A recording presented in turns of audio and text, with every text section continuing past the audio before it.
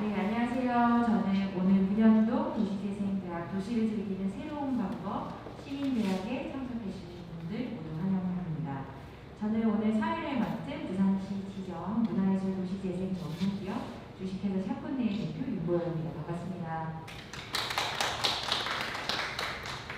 저희 샤프네는 남부 청년창조발전소라는 곳을 기점으로 활동하고 있는 문화예술 도시재생 기업입니다. 오늘 이런 뜻깊은 자리에 초대해 주셔서 너무 감사드리고요. 정말 영광입니다. 오늘 이 자리는 지역 주민, 대학생, 행정, 유관기관이 모두 모여서 지속가능한 도시재생을 논의하고 우리 문현동의 마을의 비전을 함께 만들어 나가는 자리입니다. 도시재생 지식을 쌓는 장이자 주민, 행정, 전문가들이 서로 의견을 이야기하며 공감대를 형성하는 시간이 되도록 해보겠습니다. 오늘 알고 놀자 도시재생 이야기에서는 도시재생 정책에 대한 이야기를 해볼 텐데요. 우리나라의 도시정책과 현재 부산 도시재생에 대해 논의해 보도록 하겠습니다. 그럼 더운 날씨에도 불구하고 기꺼이 참석해 주신 오늘 7분들을 소개해 드리도록 하겠습니다. 문현 이동의 도시재생 주민협의체 이영식 위원장님 나와주셨습니다. 박수로 환영해 주세요. 남부의회 백선민 의장님 참석하여 주셨습니다. 반갑습니다. 남부의회 이강영 의원님 자리해 주셨습니다. 남부청 도시재생과 김영주 과장님 참석해 주셨습니다. 박정호 문현 이동장님 나와주셨습니다. 네, 반갑습니다. 문현동 도시재생 현장지원센터 조승구 센터장님 참석해 주셨습니다. 경성대학교 도시재생학과 권도형 교수님 자리해 주셨습니다. 오늘 도시재생 이야기 정책편을 위해서 이렇게 대단한 분들께서 참석을 해주셨는데요. 저희가 짧게나마 참석해 주신 분들의 인사 말씀을 잠깐 들어보려고 합니다. 그래서 먼저 문현동 도시재생 주민협의체의 위원장이신 이영식 위원장님의 인사 말씀 잠깐만 들어볼 수 있을까요? 키셔야 될 것 같습니다. 저희가 영상을 촬영 중이어서. 저 바쁘시면서 불하시고 문현 이동 발전을 위해서 오신 들어주시고 재생사가 잘 될 수 있도록 도와주신 데 대해서 너무 감사하게 생각합니다. 사실 우리 문현 이동은 간절합니다. 지금 도시 공간임에도 불구하고 좀 생활이 나쁘게 있고 또 노인층이 너무 많고 연약한 주민 환경에서 이렇게 다른 국민에 비해서 좀 부끄러울 정도로 발전이 안 되고 좀 너무 되는 그런 동기가 어쨌든 간에 우리 문현 이동이 좀 남들과 좀 동등한 그런 삶을 누릴 수 있도록 좀 도와주시면 감사하겠습니다. 감사합니다. 다음은 부산 남부의회 의장을 맡고 계시는 백선민 의원님의 인사 말씀 드리겠습니다. 예, 반갑습니다. 바쁘신 중에도 오늘 이 자리에 참석해서 같이 있는 비롯한 조승우 센터장, 또 김대 교수님, 전문의 교수님을 비롯해서 이강영 전원장님, 또 김윤수 도시재생과장, 이동장님 이렇게 참 관심을 가지고 오늘 주제가 주로 도시재생 활성화 계획에서 주제가 그런 식으로 하는데 오늘 이 자리가 명실공히 우리 도시재생이 어느 지역하고서 많이 지금 진행되고 있지만 우리 문현 이동 도시재생이 지금 곧 이제 설계하고 들어가고 있는 중이기 때문에 오늘 이 자리를 통해서 좀 진정한 우리 도시재생이 출발점에 있어서 부족한 부분이 있는가 이런 걸 정확하게 좀 판단하는 자리가 되고 우리 계신 분 전부 유명하신 분이 많이 오셨는데 그런 부분에 대해서 토론이 상당히 좀 솔직하게 되는 그런 계기가 되었으면 하는 바람입니다. 네, 감사합니다.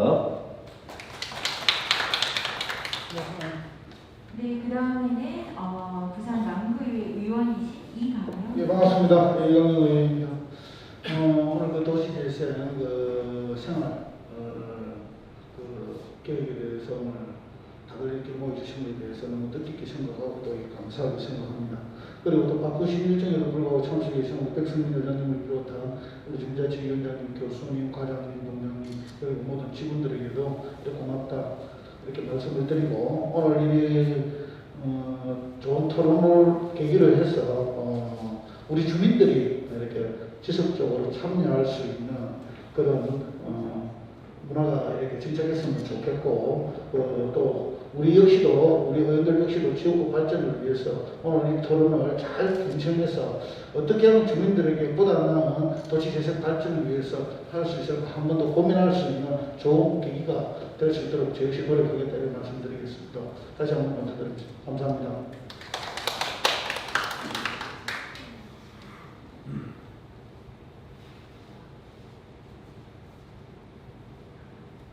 오늘 이 행사를 위해서 문현동 도시재생 현장지원센터에서 정말 많은 노력을 기울이셨는데요.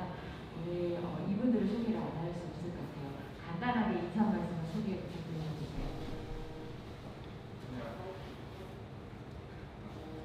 네. 문현동 도시재생 사업을 위해서 2021년 5월부터 문현동 도시재생 현장 지원센터 코디네이터로 왔습니다. 허정은 코디라고 합니다. 잘 부탁드리겠습니다. 네, 저는 김소연 코디네이터라고 합니다. 감사합니다. 네, 감사합니다. 지금 첫 순서로 그러면 조승구 센터장님께서 문현동 도시재생 사업에 대한 내용을 간략하게 설명해 주시고 각자 저희가 도시재생에 대한 생각을 공유하는 시간을 가져보도록 하겠습니다.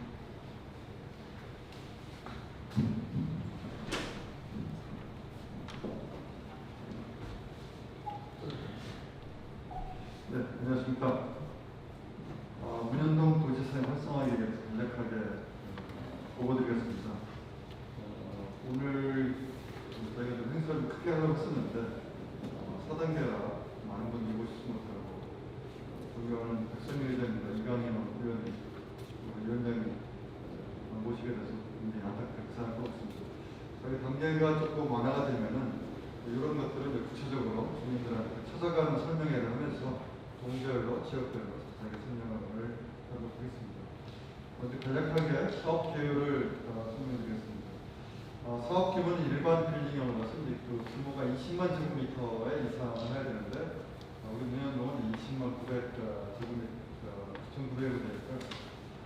총 사업비는 2,646억인데 LH 사업을 빼게 되면은 순수하게는 약 9,000개 사업까지 해서 205억 정도가 포함된다라고 이해를 하시면 될 것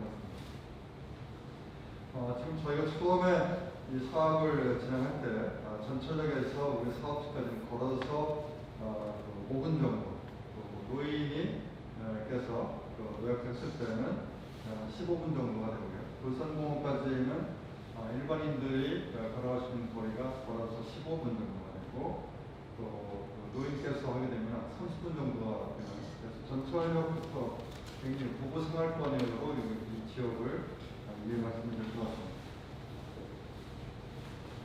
저희가 이제 그 전체적인 위원님들 책자에 보시게 되면 이제 그 A식을 접어서 되어 있기 때문에 나중에 사무실 가서 보시면 자세하게 설명이 있습니다. 그래서 저희가 이제 이 사업을 신청할 때 보면 전체적으로 클린형은 클린 상권이 침체됐기 때문에 이 상권을 어떻게 하면 부활시킬 것인가 그리고 두 번째는 이제 클린형이기 때문에 일반 주택입니다. 그래서 93%가 거의 대부분 이제 노후주택으로 되어 있고, 그다음에 세 번째는 공공시설이 부족하다 보시는 거죠. 주민들이 우리 여기에 이제 주민자치센터나 경로당은 있지만은 주민들이 모여서 회의하신다든지 여러 가지 어떤 행사를 할 수 있는 거라든지 뭐 그런 것들이 부족하기 때문에 그런 이제 공공시설을 넣는 거가 있고, 그다음에 네 번째는 이제 여기 어르신들이나 주민들이 걸어 다닐 수 있는 보행 가로를 개선하는 겁니다. 그래서 기존에 있는 일반적인 주거 환경 개선보다는 조금 더 틀리게 그냥 지나가는 것이 아니라 머무는 대로 돼 있어서 상가와 건물과 주택이 같이 연계되어 있는 그런 거가 있고요. 그리고 다섯 번째는 이제 골목에다가 저희가 이제 사람들을 이 지역을 활성화하려면은 기존에 기존에는 우리가 이제 수동적인 그런 세트 들어가서 가로등이라든지 CCTV를 하게 되는데 그거보다 더 좋은 건 많은 사람들이 들어가서 사람들이 서로 감시자가 되는 그런 것들입니다. 그래서 여기에 우리가 상가나 아니면은 골목 문화를 조성하고 말씀드린 보행 편의라든지 공동이용시설, 주거 개선하는 이런 것들을 저희 이제 사업으로 보실 수가 있습니다. 나중에 저희 오늘 행사가 끝났을 때 저희가 뒤에 보게 되면 모형을 저희가 만들어 놨습니다.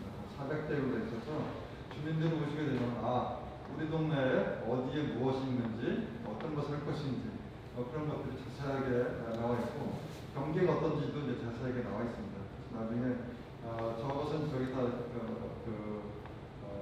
협업 플랫폼을 저희가 이제 금년 말이나 내년 초에 완공이 되는데 거기다 놓고 와서 주민들이 언제든지 볼 수 있게끔 하는 그런 교육이라든지 체험할 수 있는 그런 것들을 하도록 하겠습니다. 그래서 여기에 저희 기본 방향은 이제 크게 세 가지로 되어 있는데 지역이 이제 단절되어 있고 그다음에 교통이 약자가 되어 있어서 어떻게 하면은 돌산공원과 연결되는 등산로라든지 생활 인프라라든지 그다음에 일반 근린형에 이제 보게 되면은 가장 중요한 게 주민들의 일자리를 하는 겁니다. 그래서 과거에 수동형 같은 경우에는 주차장 만들어서 어르신들이 2시간, 3시간 주차 정비하는 그런 거였는데 여기는 그보다 조금 더 한 단계 높은 주민들한테 실제로 일자리를 해서 어떤 보수를 받을 수 있는 그런 일자리 환경을 만드는 것이 근린형이 되어 있습니다. 일반 근린형이 되어 있습니다. 그래서 정부 사업할 때 나중에 이제 주민 일자리를 얼마나 많이 만들었는지를 저희가 매년 보고서에 이것을 저희가 만들도록 되어 있습니다. 그래서 사업에 대한 것들이 상당 부분들이 이제 주민 일자리에 대한 것들을 저희가 되어 있고 상업가루가 실패가 되는데 실제로 문현금융단지에서 이쪽으로 많은 사람들이 왔을 때 지금 이쪽 상가에 보게 되면은 그분들이 여기 이제 상업거리를 실패가 된 것들을 여기에 이 동네에 대한 것들이 일자리라든지 상가 활성화라든지 그런 것들을 하겠고 그 다음에 여기 이제 많은 분들이 일반 근린형이 이제 아까 말씀드렸던 93%가 노후주택입니다. 그래서 집수리에 대한 것이 있는데 집수리라든지 노후주택이라든지 공폐가 한다든지 그런 것들을 이제 개선하는 그런 작업이 있습니다. 근데 실제로 이제 많은 주민들은 집수리에 많이 관심이 있는데 이것도 저희가 사업을 하면서 체계적으로 주민들한테 설명과 참여를 하도록 하겠습니다. 그래서 저희가 이제 세 가지로 처음에 제안했을 때는 이제 문현 마실에서 사람들이 쉽게 거닐 수 있는 그런 것을 했고, 그 다음에 버릴 수 있는 그런 인프라를 구축한 거고, 세 번째는 이런 골목으로 해서 각 지역마다 특성화되어 있는 그런 3단계의 목표를 저희가 세워놨습니다. 그래서 여기 보시게 되면은 이제 대략적으로 첫 번째가 이제 주거 재생으로 되어 있어서 여기에 이제 A 쪽으로 되어 있어서 주거에 대한 재생이 있는데 여기 약 10억 정도가 되어 있습니다. 그래서 집수리라든지 공폐라든지 되어 있고요. 두 번째는 이제 여기 이쪽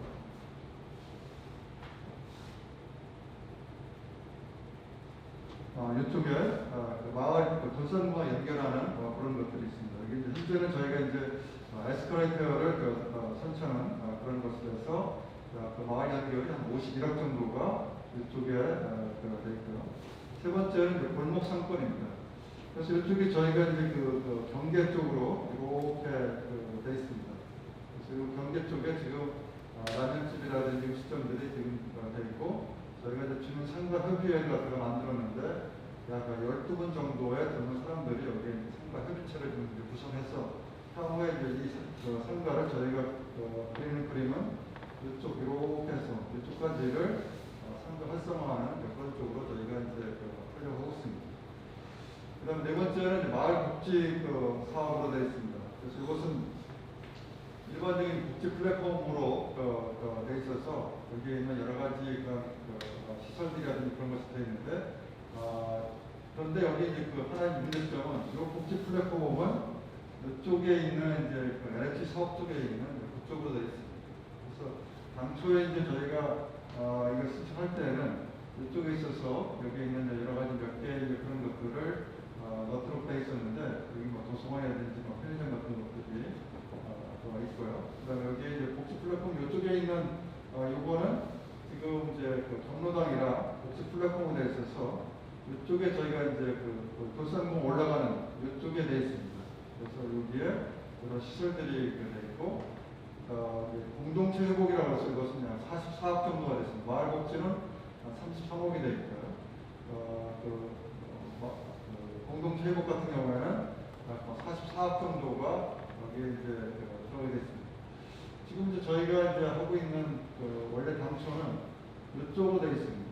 그래서 여기 이제 공동체 사업을 해서 되어 있는데, 저희 사업을 할 때는 여기 이제 2층 정도로 블럭으로 되어 있는데, 저희가 이제 토지도 매입하고 했는데, 현재 문제점 무엇이냐면, 매입을 해서 그것을 철거를 하려고 하니까 옆집에 우리가 그냥 습격이 되어 있습니다.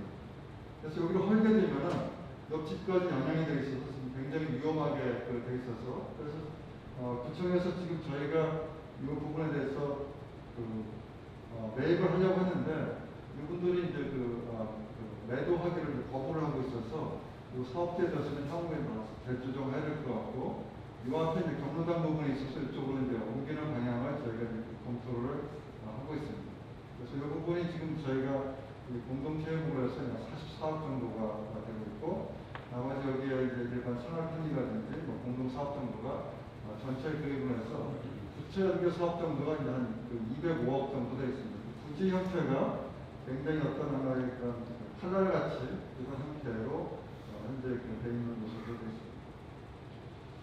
그래서 금년에 저희가 이제 1월달부터 선정이 돼서 이제 준비를 하고 있어서 본격적으로 5월부터 준비를 하고 있는데, 플랫폼에 대해서는 저희가 아까 이쪽입니다.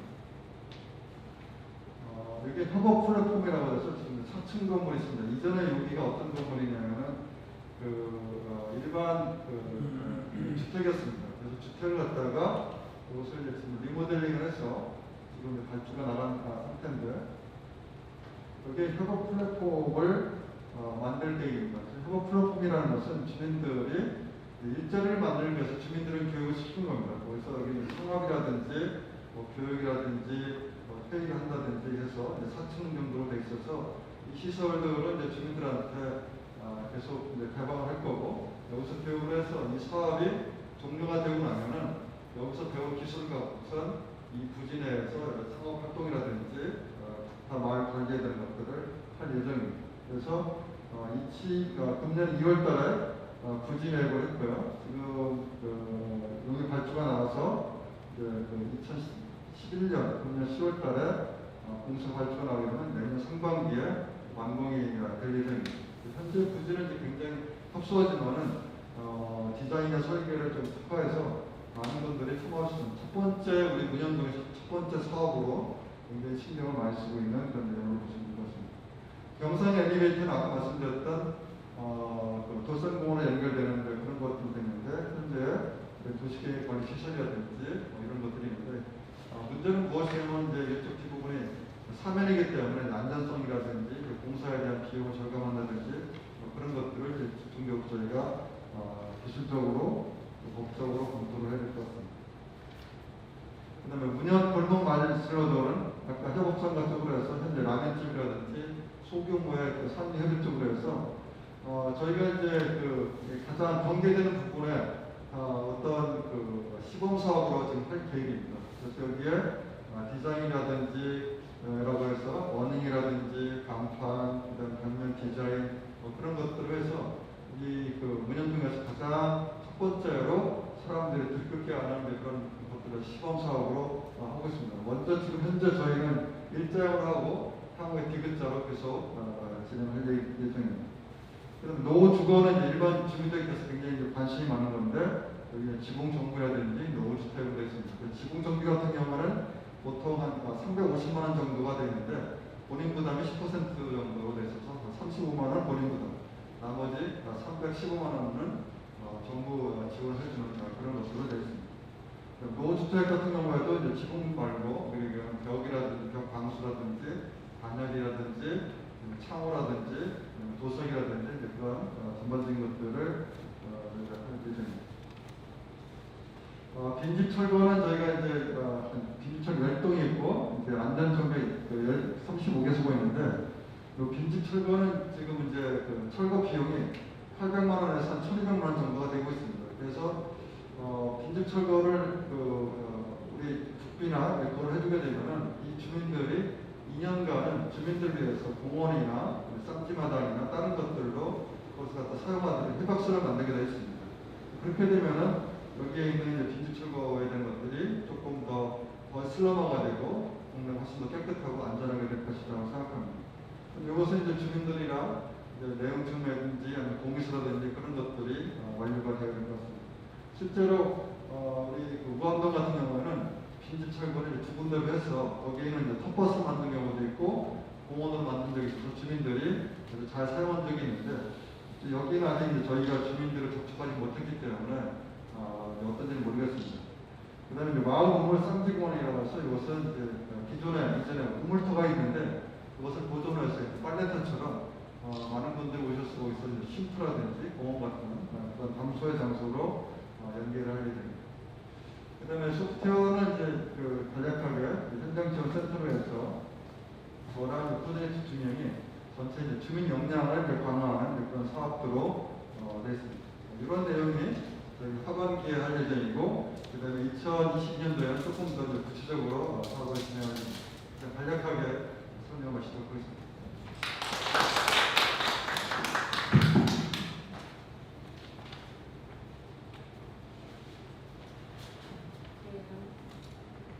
네, 감사합니다. 뜻깊은 내용으로 의령동의 도시재생 현안을 잘 짚어주셨었는데요.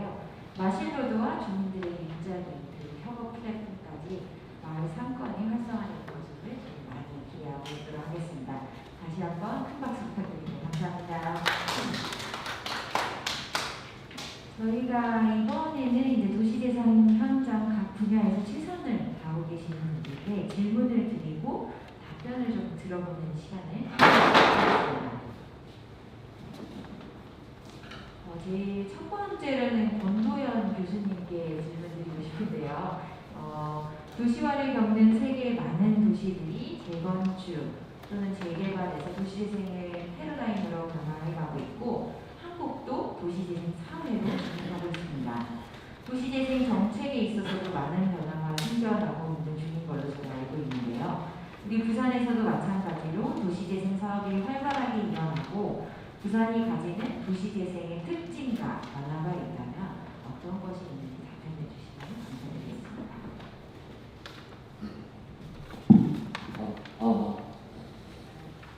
네, 반갑습니다. 경상대학교 권도연이라고 합니다.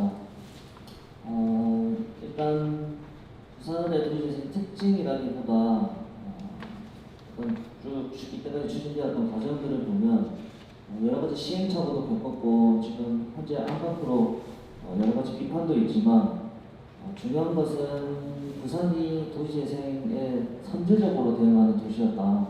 사실은 좀 거슬러 올라가 보면 2013년도에 도시재생법이 만들어졌거든요. 그러고 나서 바로 광역시 최초로 부산시에서 도시재생 선언문을 발표합니다. 도시재생 선언문을 발표했고 그리고 광역 차원의 지원 조직, 그 당시에 이제 부산광역시 마을 만들기 지원센터라는 것을 2013년도에 만들어서 운영했고요. 그게 이제 지금의 부산시 도시재생 지원센터의 전신입니다. 그렇다고 2014년도에 이제 법에 근거해서 도시재생 사업을 추진하는데 국가에서 선도지역을 지정을 했어요. 전국에 13군데 선도지역을 지정해서 어떤 도시재생 사업의 모델을 만들려고 하는 노력을 했는데 그때도 부산시에서 현재 아시겠지만 부산역 1원에 도시경제기반역이라고 해서 도시재생 국가 도시재생 선도지역을 추진했다는 점이 있고요.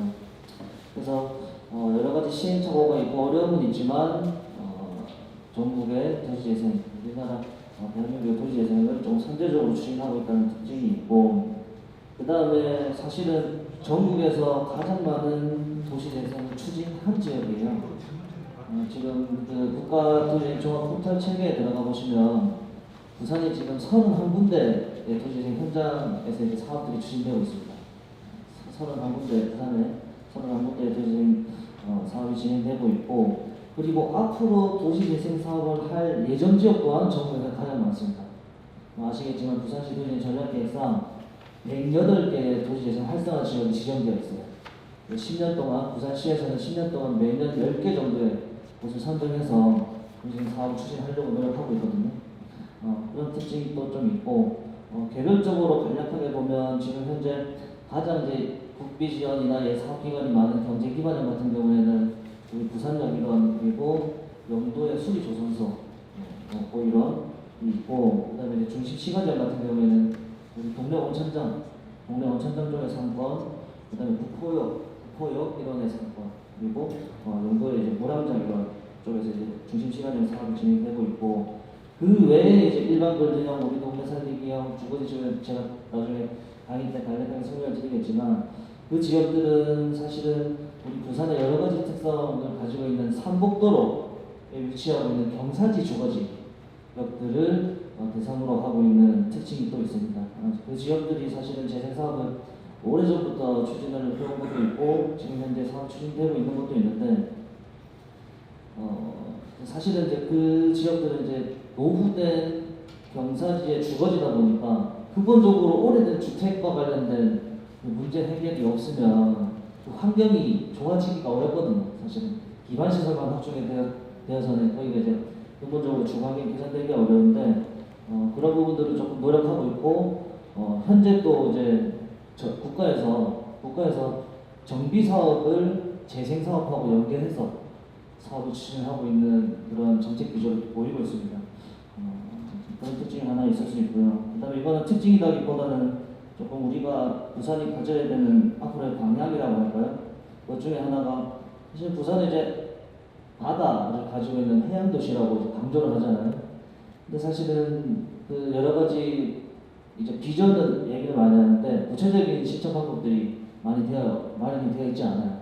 그러다 보니까 바다의 상당 부분이 사유화되어 있고 이제 공공의 성격을 가진 공간들로 활용되고 있지 않다. 그래서 부산이 앞으로 도시를 추진할 때는 이제 바다와 관련된, 특히 수제부와 관련된 공간은 예를 들면 시민들에게 제공한다라는 큰 원칙 같은 세부적인 지침을 가지고 부산이 도시재생이 추진되어야 되지 않겠나라는 생각을 가지고 있습니다.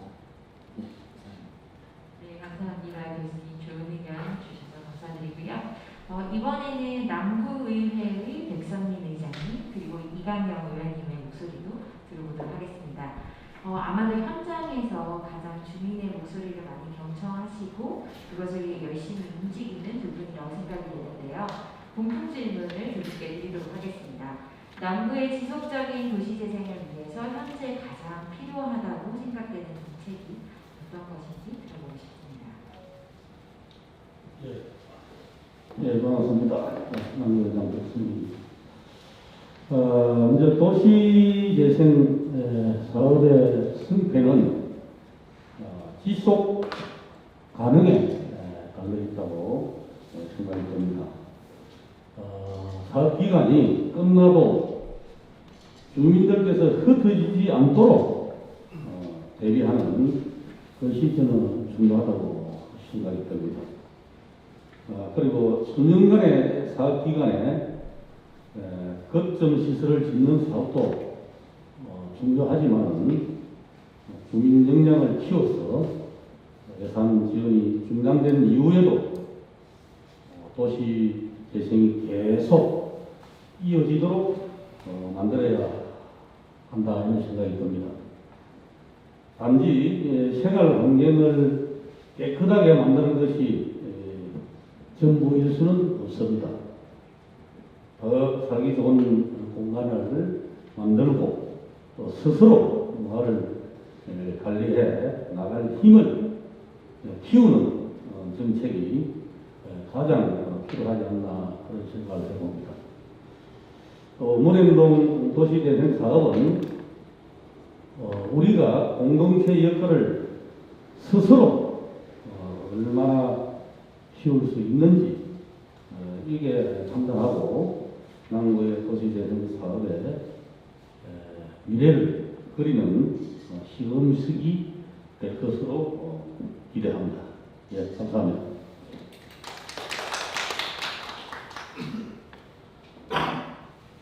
네, 반갑습니다. 이광영입니다.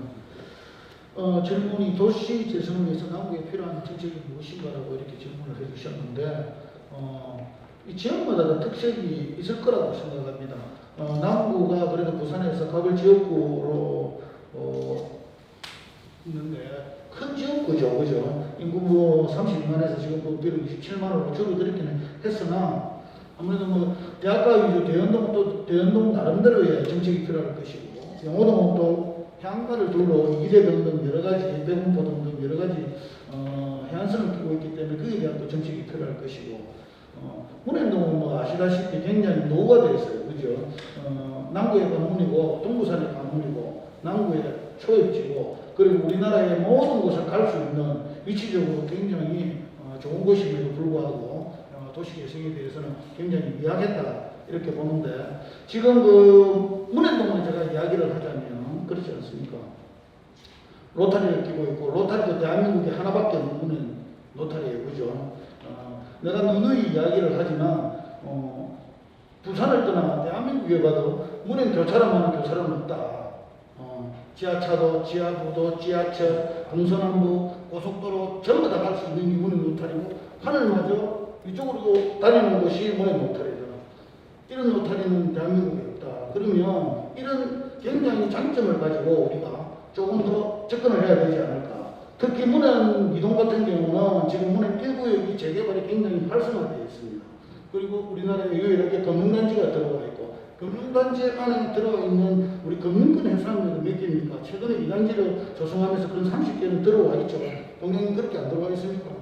제가 알기로는 그렇게 들어와 있는 걸로 알고 있는데 또 인근을 보면은 뭐 자유시장, 뭐 중앙시장, 그죠? 평화시장 등등 여러 가지 주민들이 굉장히 이렇게 생활에 밀접한 모든 것들이 다 있는 곳. 또 젊은이들이 좋아하는 걸어서 10분이면 갈 수 있는 전포동 카페 거리, 그 서면 우리나라 최대의 그 문화거리라고 할 수 있죠. 어찌 보면 서울의 홍대만한 그런 거리 서면이 있고 그다음에 이런 것만을 가지고도 우리가 도시 재생을 좀 했으면 좋겠다.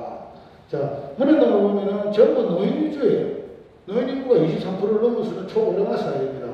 지금까지 문현동에서 태어난 신생아들이 과연 몇 명일까 고민하지 않을 수가 없습니다. 1년에 몇십 명 태어나는 뭐 이쪽에 대강 뭐 알고 계실 거예요.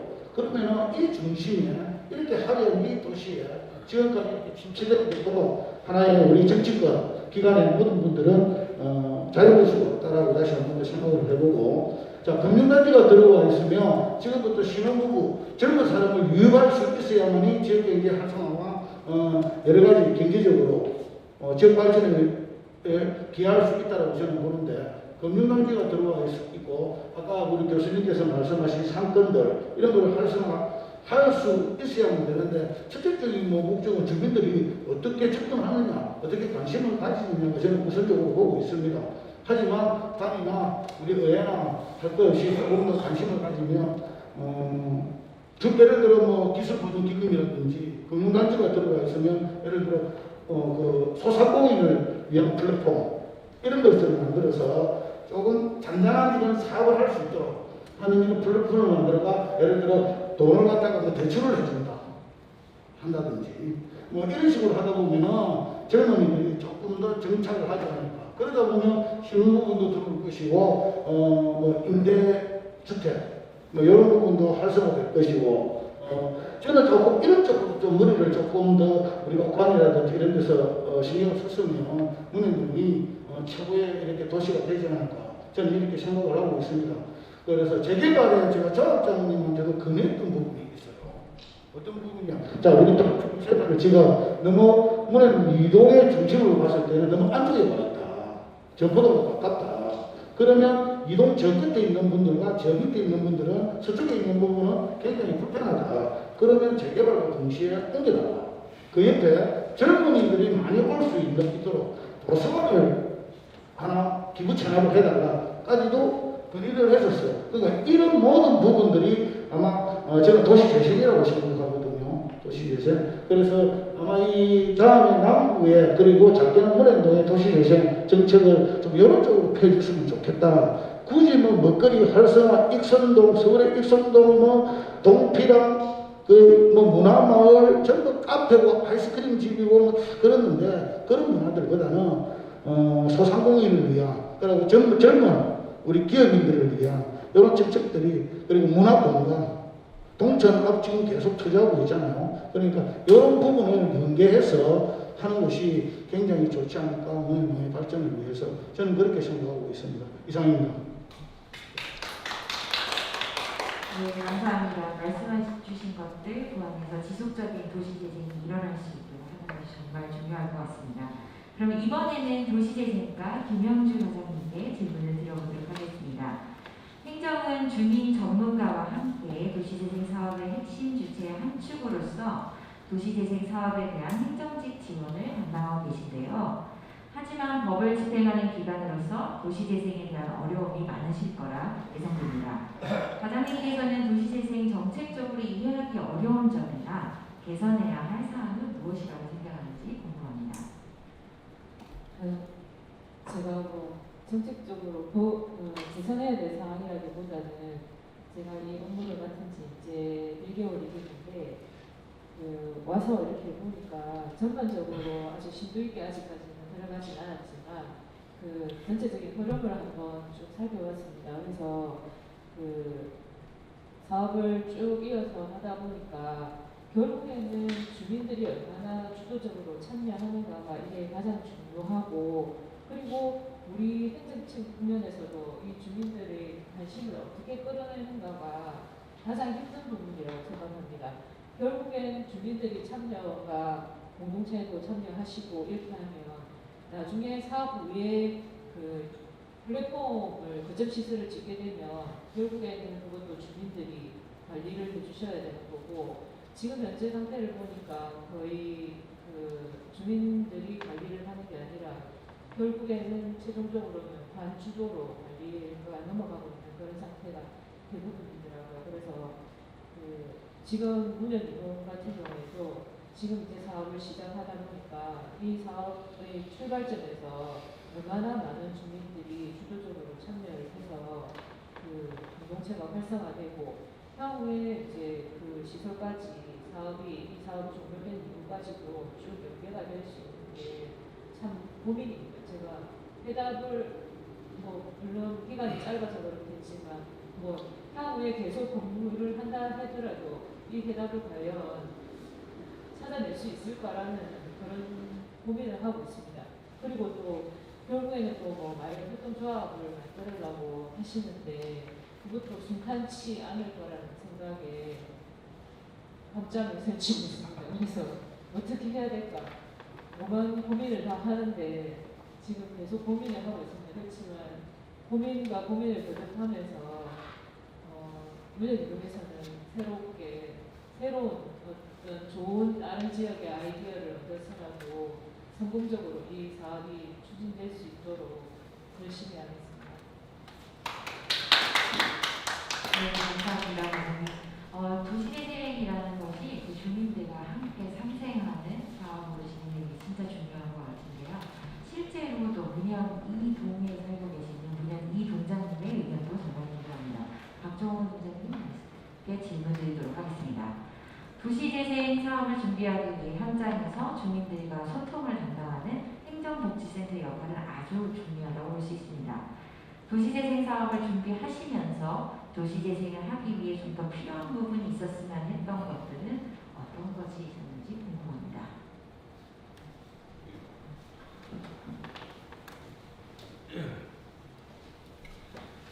네, 우선 참 여러 가지로 어려운 시기입니다. 그래서 참 운동한 시기라고 볼 수 있는데 이런 어려운 여건 속에서 도시 재생 사업을 많이 도와주셔서 감사하다는 말씀을 먼저 드리고, 아까 필요하다는 말씀을 드렸는데 두 가지로 제가 말씀을 드리겠습니다. 저희 동 같은 경우에는 사실 주차 문제가 좀 심각합니다. 그래서 주민들이 민원도 많이 들어오고 하는데 사실 좀 어려운 문제긴 합니다. 그래서 특히 저희들 사업 계획에 보면 복지 플랫폼 설치하는 장소가 주거지 주차장으로 쓰고 있는데 이 복지 플랫폼을 설치하려면 주차장을 없애야 됩니다. 그래서 주차장이 더 가중되지 않을까 생각도 들고, 그리고 도시계획 도로가 막 그 운영 율동적으로 또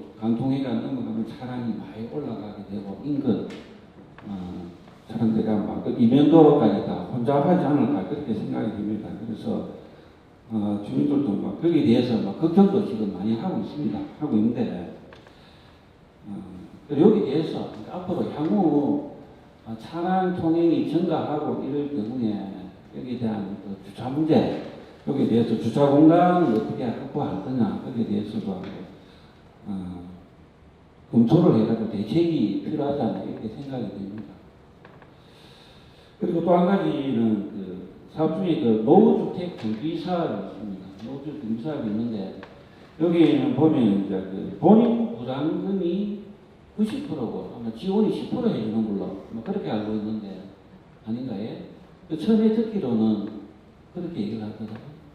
그래서 그러면 본인 부담이 10%면 상관없는데 왜 이제 이렇게 했냐면 전에 듣기로 본인 부담금이 90%라고 이렇게 얘기를 들어가지고 이건 너무 과도하다, 사업이 효율적이지 못하다 이래서 말씀을 드렸는데 이거 본인 부담금이 10%라면 좀 괜찮습니다. 그러니까 한 예로 보면은 얼마 전에 홍업 때 저희들이 빗물을 차단하기 위해서 차수막 설치하는데 시에서 80%를 지원을 했습니다. 그 본인 부담을 20%를 하는데 그 20% 부담돼갖고 사람들이 설치를 안 해요.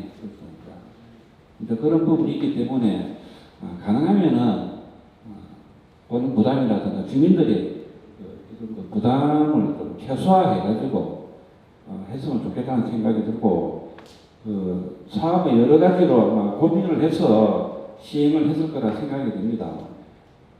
여러 가지 문제점에 대해서는 앞으로 또 시행을 하면서 또 아마 대두가 될 겁니다. 그래서 그런 부분에 대해서는 주민들하고 또 소통하면서 의견을 최대한 수렴을 해가지고 본사 원활하게 진행될 수 있게끔 많은 협조를 부탁을 드리겠습니다. 예, 고맙습니다.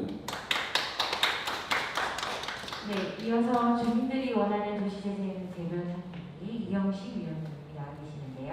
위원장님께 질문 드리도록 하겠습니다. 앞서 말씀드렸듯이 도시재생은 주민이 가장 중심축이 되어 진행되는 사업이고 도시재생 사업 이후에도 마을 끝까지 만들어 나가시는 마을의 주인이십니다. 주민의 입장에서 바라보는 도시재생의 역할과 기대는 어떤 것인지 궁금합니다. 지금 우리 동네 모두 상황 우리 이강렬 의원님도 말씀 많이 해주셨고 또 걱정은 우리 도시재생 과장님이신 김영국 과장님이 걱정을 많이 하시는 것 같습니다. 물론 수고도 많고 걱정이 많은 건 아신다만 우리 동네가 사실은 청년층이 없다는 그게 사실 아닙니까? 그죠? 그래서 자식을 낳으면 무료로 떠나봅니다. 그래서 문으로 돌아오지 않습니다. 그래서 이 비극이 다른 데도 물론 있겠지만 문현 이동이라는 것이 아까 이장님 우리 전 의장님이십니다. 전 의장님도 이야기를 하셨지만 문현 1, 2, 3, 4동 중에서 1, 4동이 조금 그렇고 그래서 2, 4동이 조금 그렇고 사실 2동은 그냥 옛날에 저도 어릴 때 이렇게 살다 보면 독립돼 있어요. 이게 그러고 2동이 아는 옛날에 남구에 금천동이라는 동네인데 남구로 넘어와서 5동이 됐다가 2동으로 합동이 되는 그래서 이게 지금 밑에 지금 개발하는 지역에는 어차피 좀 있으면 개발할 거니까 그걸 기대로 삼고 내고 있고 그리고 이쪽에서는 진짜 희망은 진짜 그렇게 살아왔습니다. 그래서 이거를 우리 자체적으로도 어떻게 할 수가 없는 일이고 또 위치가 그렇다 보니 전부 이제 노인들만 남아있고 또 재개발하고 이거 하지만 이게 업자들이 와서 돈이 안 되면 안 주는 거고 돈이 되면 와서 조금 사가지고 일찍 올려가지고 난개발 만들고 이래가지고 지금 금융단지 때문에도 또 땅값이 또 올랐어요. 땅값이 오르는 바람에 이래저래 지금 악재난이 지금 거치고 있고 여러 가지로 지금 그렇습니다. 고민 우리 과장님, 김영도 과장님 고민을 하시는 이유가 아마 그런 부분도 있지 않는가 이렇게 생각을 합니다. 그래서 그래도 지금 나는 제일 중요시하고 있는 건 우리 그 돌산이라는 저게 수십 년 전에 우리 주민을 많이 데리고 하늘나라로 데리고 간 그런 역사가 있습니다. 그래서 그 이후로도 한 3, 40년 가까이 돌산을 돌보지 않고 그대로 그냥 방치해 왔던 그런 거였는데 아마 우리 남구청의 과장님이 이번에 참 새로운 과장님을 모셔가지고 열심히 하는 거 생각하셨습니다. 그래서 고맙습니다 하고 나머지 이제 주민들도 무조건 이게 모임이 사실은 지금 상태에서 이거 지금 우리 지금 한 1, 2년간 지금 이 난리 때문에 모임도 못하고 이러다 보니까 좀 선전이 조금 덜 된 부분도 있습니다. 그런데 이제 지금 노인들이다 보니까 이게 모이는데도 젊은 사람들 같이 패기가 없기 때문에 좀 그런 애로사항도 있고 그래서 그거를 천천히 하다 보면 동네에 이제 본인인데 이제 본인 아까 우리 동장님도 이야기하셨지만은 본인 부담이 많으면 그거 다 해결이 안 돼요. 그래서 그것도 아까 말씀하셨는데 또 그거 맡으라고 하니까 또 희망이 좀 있고 어쨌든 우리 동네가 지금 이 기회에서 우리는 머리는 한계가 있습니다. 그래서 지금 여기 계시는 좀 아주 훌륭하신 분들이 좀 연구를 잘 하셔가지고 통계적으로 보고 우리 동네가 좀 잘 살 수 있도록 이렇게 좀 해주시는 부탁을 드리고 싶고 특히 이제 우리 지금 재개발 재생사업 해가지고 그렇게 빛난 데는 특히 없어요. 그냥 선전을 해가지고 관광지 조금 만들고 이런 건데 그래도 우리가 나도 이제 지금 엘리베이터입니까? 에스카레이터입니까? 그거를 좀 명물로 만들어가지고 지금 우리 영주동 같이 이렇게 실패하지 말고 아주 좀 그냥 명물로 부산을 막 대표하는 다른 그런 정도의 명물로 만들어서 조금 반감을 시켜서 젊은 사람들이 와서 이 경치 좋네 여기서 좀 살아야 되겠다 이렇게 좀 만들고 싶고 또 아까 상권 이야기도 또 우리 이강문 의원님께서 많이 하시는데 진짜 그런 바람이 와서 좀 애들 저는 청년들이 와서 그냥 서로 상공으로서 좀 자리를 잡고 여기서 내가 한번 좀 들어봐야 되겠다 이런 거리를 만들고 싶은 게 좀 힘나요. 그래서 저도 아는 건 없고 부족하지만 열심히 한번 해보겠습니다. 감사합니다. 네, 감사합니다. 마지막으로 조순구 센터장님께 여쭤보도록 하겠습니다. 조순구 교수님께서는 현재 남구에서 도시재생 현장 센터장으로 활동하고 계신 전문가이십니다. 전문가 입장에서 바라보시는 부산의 도시재생 정책의 개선점과 남구가 나아가야 할 도시재생 정책의 방향은 어떤 것이 있는지 질문드리도록 하겠습니다. 네, 의장님과 전 의장님께서 말씀해 주신 내용을 저희가 숙지를 해서 녹여있도록 최선의 노력을 하겠습니다. 이 사업은 지금 현재 용호동 같은 경우는 우리 동네 선생님 3년입니다. 이거는 근린 재생이 되면 4년으로 되어 있어서 2021년부터 2023년까지 사업을 지원하게 됩니다. 그런데 이제 여기 주민들께서 저희가 이런 대상을 보게 되면 거의 대부분들이 이제까지 오해를 하고 계시는 게 주거 환경 개선 사업이라고 해서 그거랑 약간 비슷하게 생각을 하고 계십니다. 주거 환경 개선 사업 말 그대로 구나 시에서 일방적으로 도로는 도로, 담장이면 담장, 지붕, 공동화장실은 공동화장실을 그냥 주민들의 동의 없이 그냥 일방적으로 똑같은 걸 다 해주거든요. 근데 그런 것들에 대해서 굉장히 오해를 하고 있고, 근데 이 사업은 이제 말 그대로 민원형 사업이 아니라는 그런 것입니다. 아까 이제 동료님께서 말씀하신 것처럼 저희 이 사업은 이제 용호동 같은 경우는 이제 우리 동네이기 때문에 주거 집수리가 굉장히 비중이 큽니다. 예를 들어서 지금 현재 예산은 7억 6천인데 남구까지 하게 되면 저희가 한 8억까지 할 수 있거든요. 근데 여기는 이제 아까 제가 간략하게 보고를 드렸듯이 이 주거역이 사업 같은 5억 정도 밖에 되지가 않습니다. 예를 들어서 지붕은 10개소가 되어 있고 일반 주택은 노후주택은 30개소가 되고 있습니다. 그러면 약 40개소가 되는 것이죠. 물론 저희가 이제 입찰을 하고 그렇게 되지만 실제로는 이제 배상받는 주택이라든지 세대는 약간 60내지 70이 되겠고 다른 데서 남은 것을 갖다가 또 허실게 되면 최대 맥시멈 100세대가 정도 될 것 같은데, 그런데 저희가 이제 이런 거 할 때 보면 거의 대부분 기준이 있습니다. 제일 첫 번째 우선권이 기초생활 수급자, 차상위 계층, 그다음에 장애인 그런 분들을 하게 되는데, 우리가 이제 정말로 이제 의장님이나 전 의장님께서 보시게 되면은 저도 이제 그런 경험이 많이 있는데 도와줄 수 없는 경우가 있습니다. 어떤 거냐면 세입자 같은 경우는 도와줄 수가 없거든요. 그래서 저희가 정말로 가슴 아프게 관절 수술하고 집은 다 엉망이고 그런데 사시는 분들은 주인은 따로 있고 세입자거든요. 근데 여기 이제 국고 같은 경우는 세입자는 도와줄 수가 없어요. 근데 주인이 동의를 얻어야 되거든요. 근데 주인은 동의를 잘 안 해줍니다. 그래서 저희가 이제 하다 보면 이런 의원님이나 국회의원 분께서 왜 거기 어렵게 사는데 이 눈이 적응 안 하는데 왜 안 도와주냐 그런 것들을 많이 말씀하시는데, 실제로 이제 그런 약간 현실과 차이가 있어서 이제 약간 이제 주거환경 개선사를 대비 아닌가라는 그런 말씀을 드리고 싶고, 그 다음에 저희가 이제 차이가 있습니다. 주거 같은 경우에는 90%는 정부에서 지원을 해주고요.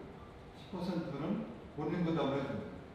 근데 요거동 같은 경우는 이제 우리 과장님이나 팀장님께서 의회에서 많이 이제 지배를 받으시는 것 같은데, 예를 들어서 10%도 낼 정도로 어려운데 그거를 왜 못 도와주느냐 하고 있고, 저희가 주민 설명회를 하게 되면은 이전까지는 정부에서 공짜로 해주는데 그렇게 어려운데 10% 낼 돈도 없다. 그거니 국가에서도 주게끔 도와달라고 해서 실제로 저희가 용어등 같은 경우는 이제 부위원께서 10%를 지원할 수 있는 방안을 갖다가 주민설명회에서 광고라고 떠나셨거든요. 그러면 주민분들은 이거 정말 이제 우리 부위원께서 말씀했을 때 되는가 보다라고 해서 나중에 10%를 해주신다면 왜 안 하느냐 그런 것들이 약간 이제 오해가 있습니다. 그래서 저희가 이제 그런 차이가 있고, 그런데 상가는 이제 저희가 보게 되면 상가는 90%는 이익을 하는 그런 법칙이기 때문에 90%는 본인이 부담하고 10%는 자부담을 하게 돼 있습니다.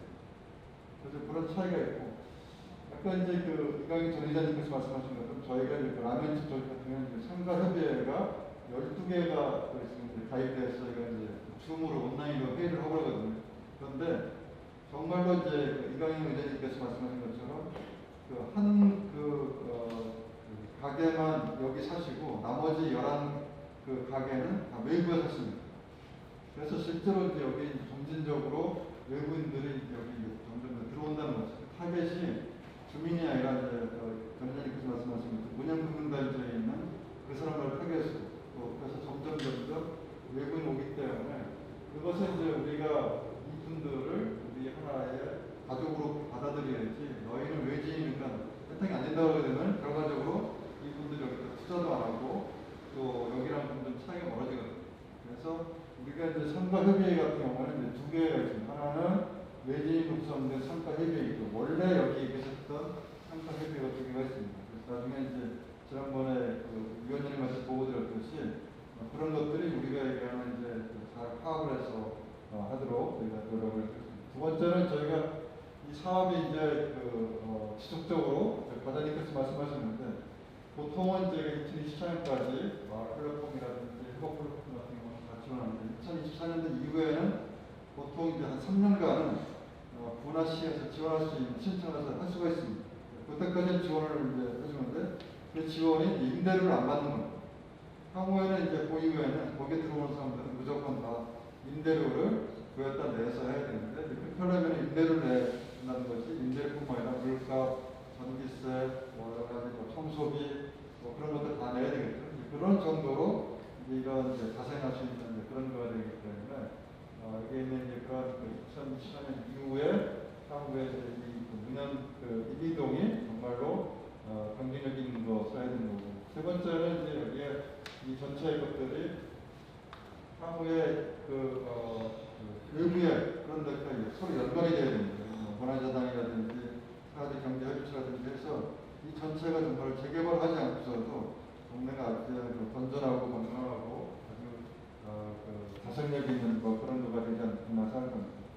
근데 앞으로 저희가 이제 가장 큰 문제가 이제 주차장인데 그 주차장에 대해서는 이제 우리 의장님과 전 의장님께서 힘을 써주시면 되는데 제가 이제 말씀드린 또 상가 쪽 지금 라벨 쪽 같은 경우는 평당 3천만 원 하거든요.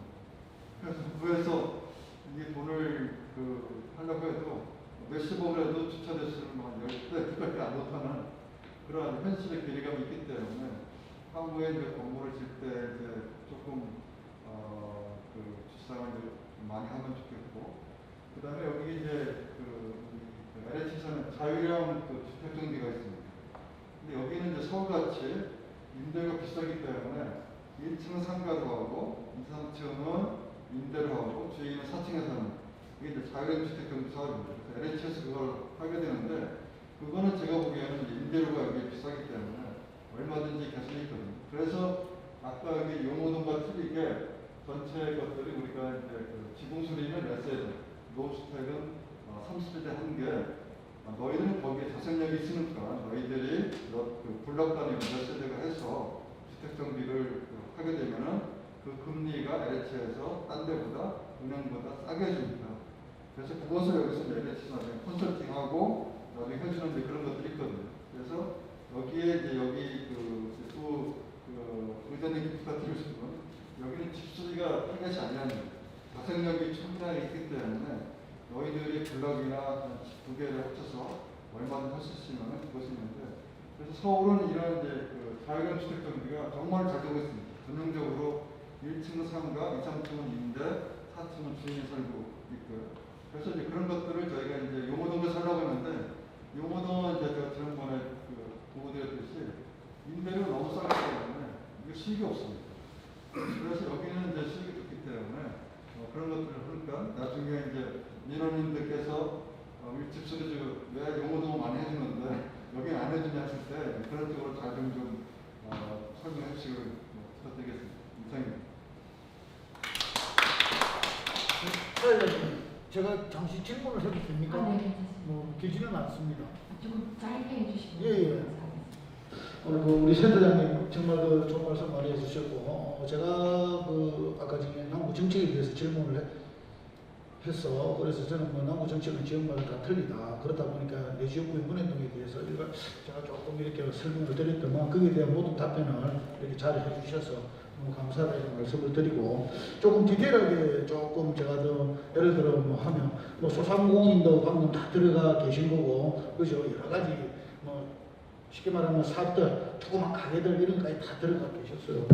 그러면 이런 오늘 이 자리가 다양한 의견을 그죠 취합해가지고 어떻게 하면 우리가 남구의 도시재생을 더 발전시켜서 문현동을 최고의 동네를 만들까 하는 게 하던데, 저는 이제 조금 개인적으로 다시 한 번 더 생각해 보면 그 안에 대부분 다 먹거리예요, 그죠? 어찌 보면 먹거리가 많이 들어가잖아요. 아무리 우리가 먹거리를 하지 말자 제가 아까 서두에 말씀을 드렸지만 소상공인들 들어와가 조그만 사업을 할 수 있도록 금융단지와 연계했으면 좋겠다라고 이렇게 했지만, 예를 들어 먹거리가 들어간다면은 문현동에 보면 연화제라는 막걸리 집이 있어요. 그죠? 수제. 예를 들어 저 남천동을 갖다가 우리가 흔히 지금 매개체에서 보면 빵천동이란 말이 하잖아요. TV에도 많이 나오고 빵집이 많이 있다고 해서. 그죠? 그러면 이거는 하나의 특색인데, 우리 문현동에도 예를 들어 도시재생을 한다면 연화제 같은 그런 수제 막걸리들, 각 우리나라에 보면 다양한 수제 막걸리들이 엄청나잖아요.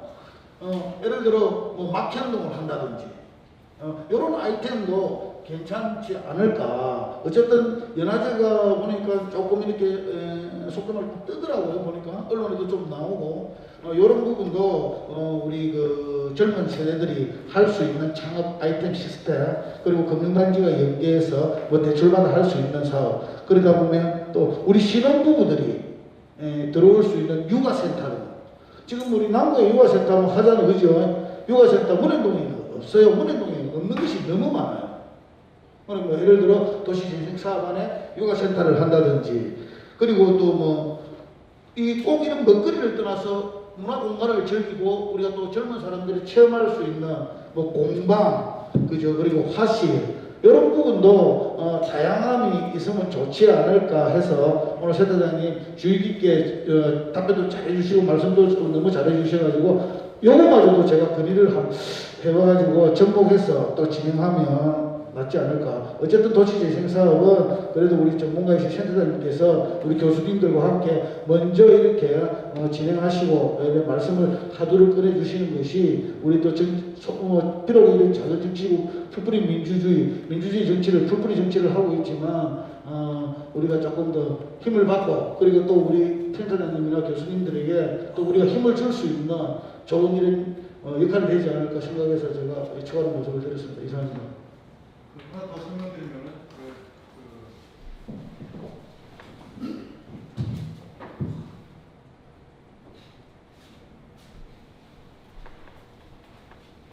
저희가 타겟이 이쪽은 지금 거의 대부분 외지인들이 들어와 있거든요. 깎아서 비싸고. 그런데 여기는 다 우리 주민들이 소유가 다 주민 소유고 여기도 주민 소유입니다. 여기만 지금 이제 외지인들이 지금 이제 집중적으로 들어와서 거의 상가를 형성하고 있거든요. 그래서 지금 이제 전 이사님께서 말씀하신 것처럼 저희가 향후에 원래 저희가 이 제안을 할 때는 요거를 이제 운영분단부터 여기서 주된 외부인들을 여기만 오지 말고 이 안으로 끌어들이기 위해서 여기 상가를 좀 활성화한다는 것을 하면서 설명을 드렸습니다. 그래서 말씀하신 것처럼 향후에 이쪽 부분이랑 이쪽 부분은 여기 우리 주민들 중심으로 해서 상권을 갖춰서 만들도록 하겠습니다. 그런 내용들에 대해서는 협업 플랫폼 할 때 저희가 경영 컨설팅을 하게 됩니다.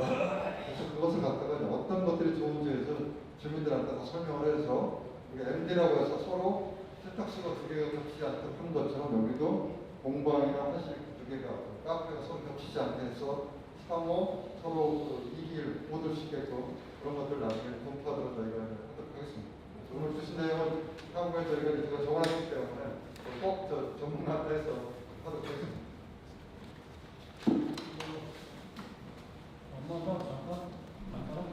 네, 그리고 조경환 의장님, 전 의장님께서 좋은 말씀 하셨는데, 그리고 우리 먹거리 뭐 이런 사업이 계속 많이 오는데, 그러니까 우리가 뭐 예를 들어서 가장 가까운 데 보면 전포동, 전포동 바로 길 건너 쪽으로 이제 보면은 그 옛날에는 전부 주택이 노후되고 뭐 사람도 안 다니고 전포 내려가도 막 거의 다 아니하고 비가 있었는데 지금은 뭐 한번 가보신 분이 다 막 계신지는 잘 모르겠지만 제가 한번 가보면 거의 전포가 빈 데가 없습니다.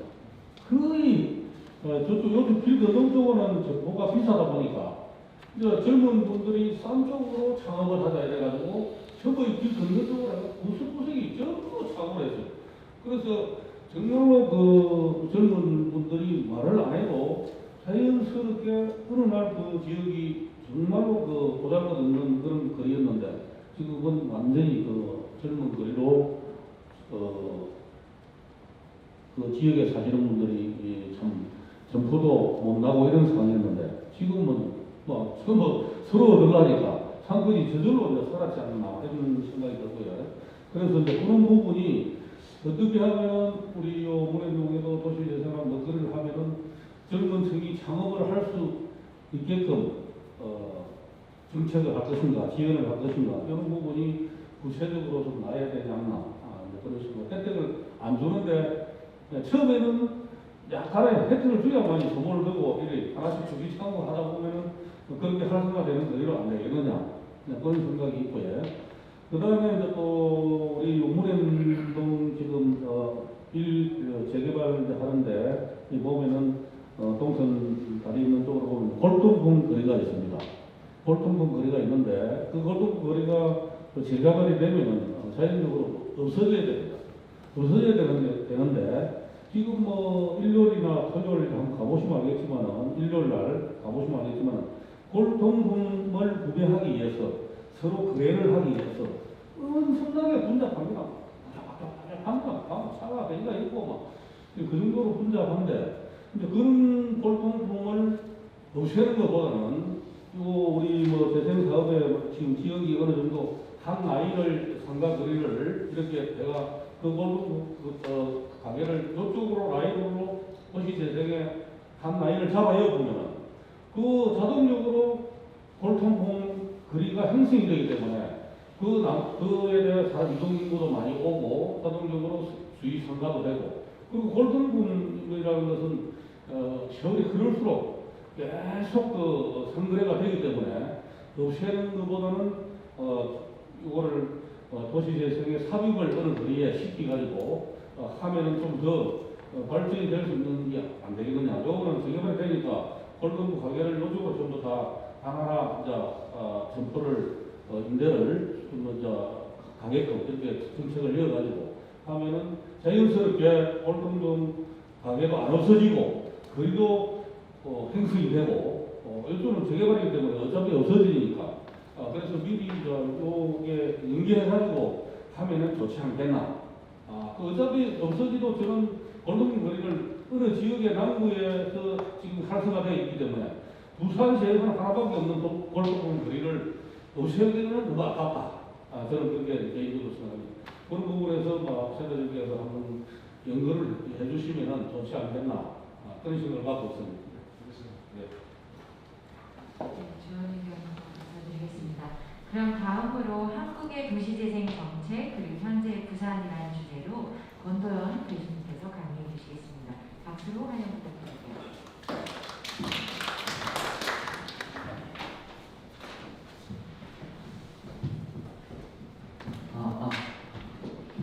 반갑습니다. 저한테 주어진 시간이 한 30분 정도 주시는데요. 큰 틀에서 주요한 내용들 위주로 설명을 드리고 세부적인 내용들은 법하고 지침 그리고 이제 세부 가이드라인에 자세하게 나와 있거든요. 제가 출처를 다 달아놨습니다. 그래서 그 부분들은 세부 내용들은 세부 가이드라인을 참고해 주시면 감사하겠습니다. 큰 틀에서 4가지 정도의 순서로 설명을 드리려고 하는데요. 도시재생 정책이 어떻게 변화해 왔는지 그리고 도시재생 추진 체계는 어떠한 체계를 가지고 있는지 그리고 현재 국토부 플러스 이제 국가의 도시재생 정책 기준은 어떤지 그리고 현재 부산 도시재생 현황에 대해서 설명을 드리도록 하겠습니다. 일단 기본적으로 2000년대 초반에 저희 나라에서 이제 도시재생과 관련된 키워드들이 화두가 되어 왔고 2006년부터 국가에서 이제 도시재생 관련된 R&D를 추진했습니다. 그래서 2006년부터 2014년까지 도시재생 사업단이라는 이름으로 국토부 도시재생 R&D가 추진이 됐고요. 그 R&D를 기반으로 해서 사실 2013년도에 법이 만들어지게 되었습니다. 그래서 이제 10여 년 정도의 기간에 거쳐서 이제 국가 R&D를 거치고 이제 법이 만들어졌고요. 2013년도에 그렇게 법이 만들어지면서 그 공공의 역할과 지원을 강화하려고 하는 노력들이 시작됐다고 보시면 될 것 같습니다. 그렇게 하면서 이제 2014년부터 2018년까지 도시재생 실증연구단이라고 해가지고요. 10년 동안 만들어졌던 도시재생 기법들을 현장에 좀 적용을 해보는 노력들을 거쳤습니다. 그렇게 하면서 도시재생 뉴딜이라는 이름으로 해서 도시재생 사업이 현재 추진되고 있다고 보시면 좋을 것 같습니다. 이 부분은 국가에서 진행했던 도시재생 R&D와 관련된 세세부 내용들이고요. 그래서 한 10여 년에 거쳐서 이제 국내 특히 국외 사례들을 벤치마킹하면서 기법들을 개발하고 그렇게 만들어진 기법들을 그 경남의 창원 그리고 전주를 대상으로 해서 테스트베드 사업을 3년 동안 했습니다. 그렇게 하면서 이제 법이 만들어졌고요. 법이 만들어지고 난 이후에는 이제 도시재생 아까 말씀드렸던 도시재생 선도지역이라고 해서 처음 시도하는 사업들이 13곳이 전국에 이제 진행됐고 그 이후에 이제 일반 지역 도시재생 유지 사업 이렇게 추진됐다고 보시면 될 것 같고요. 이 보고서들은 도시재생 그 종합 포털 체계에 들어가시면 연구 보고서들은 다 공유해서 보실 수 있게 되어 있습니다. 그래서 세부 내용들은 그 내용들을 참고해 주시면 좋을 것 같고 아까 말씀드렸던 2014년부터 5년 동안 진행되었던 이제 도시재생 실증연구단에서는 각 유형별로 도시 경제 기반형, 중심 시가지형, 일반 분리형, 주거지형형, 운동의 설립 위한 그 유형별로 기법들이 또 개발되어서 사실 여기에서는 매뉴얼까지 개발이 되어 있습니다. 그래서 사업이 선정되고 나면 기반 구축 단계에서는 어떻게 하고, 계획 수립 단계에서는 어떻게 하고, 사업 시행 단계, 그 다음에 운영 관리 단계까지 어떻게 해야 되는지 매뉴얼은 일단은 만들어져 있다는 것을 참고하시면 좋을 것 같습니다. 그래서 앞서 말씀드렸던 전반적인 흐름이고요. 전반적인 흐름이고, 이 중에서 보시면 사실은 2013년도에 선도지역이 지정되고 나서 관문심사라는 것을 이제 도입하게 됐어요. 그러니까 사업이 이전에는 이제 특히 주요한 게 도활 사업이라는 게 있었는데요. 도시알력 진입 개발 사업.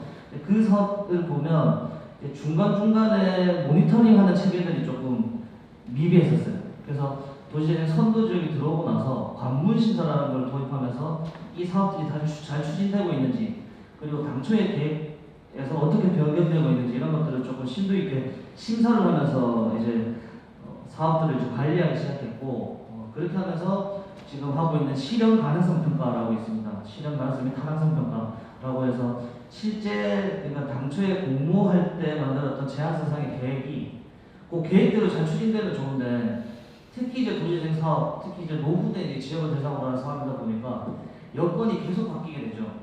당초에 이제 부지를 매입하려고 했던 것이 안 된다든지, 대책 구조로 바뀐다든지, 사업 대상지가 바뀐다든지, 이런 여러 가지 이제 시행착오를 겪으면서 그런 것들을 까다롭게 보기 시작했어요. 그리고 현재 그 국토교통부의 기조는 웬만하면 변경을 잘 안 해줍니다. 잘 안 해주고, 근거가 있다 하더라도 변경을 잘 안 해주고, 그 이유는 당초에 그런 계획 수립이 잘못된 거다.